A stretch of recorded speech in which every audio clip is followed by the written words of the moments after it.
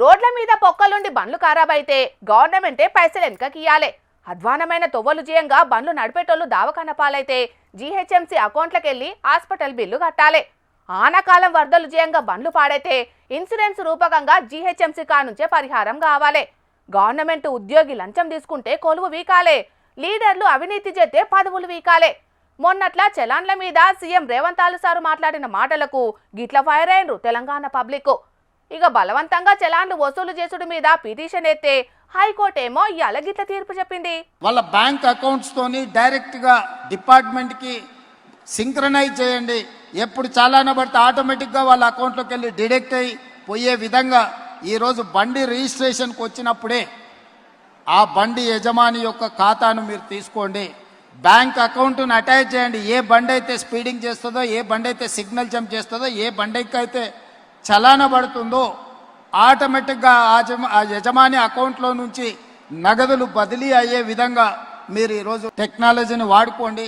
ఇట్లా బండ్ల మీద చలాన్లు వాడు ఆల్చం డైరెక్ట్ బ్యాంక్ అకౌంట్ కించే పైసలు కట్టయ్యే సిస్టమ్ దేవాలని అన్నాడు మొన్నట్ల సీఎం రేవంత్ సారు మాట్లాడుకుంటా. గట్టెట్లా ఎత్తారని మస్తు గరమైండ్రు పబ్లిక్ సుతం. అయితే ఎల్లా హైకోర్టు ఏమో వాహనదారులంతా సమురబడేటి హాయమన్న తీర్పు చెప్పింది. బండ్ల మీద చలాన్లు ఉన్నోళ్ళు ఎవ్వలైనా ఆలంతటాలు పైసలు కడతామంటేనే తీసుకోవాలన్నట ఈ కార్ నుంచి. అంతేగాని బల్మీటికి వసూలు చేసుడు కుదరదన్నట్టు ఆర్డరేసింది పెద్ద కోర్టు. బాట మీద పోతుంటే బండి నాపుడు, బండి తాళం గుంజుకునుడు, బండిని సీజ్ చేసుడు నడవదన్నట్టిగా ఈ కాన్నించి అసొంటి పనులేం పెట్టుకోవద్దన్నది కోర్టు.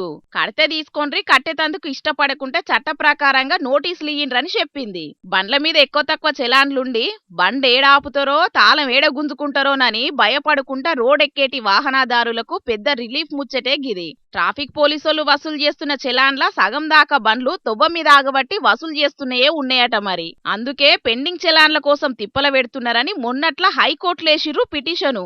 అగో దాని మీద ఇయ్యాల విచారణ జరిగితే పెద్ద కోర్టు గిసొంటి తీర్పిచ్చింది అన్నట్టు. మరి చూడాలే ఇది గింతటితోనే పోతదా లేకుంటే సీఎం రేవంత్ సార్ అన్నట్టు డైరెక్ట్ వాహనదారుల అకౌంట్లకెళ్లి కొరిగేటట్టు సిస్టమ్ ఏదన్నా తయారు చేస్తారా అనేటిదిగా.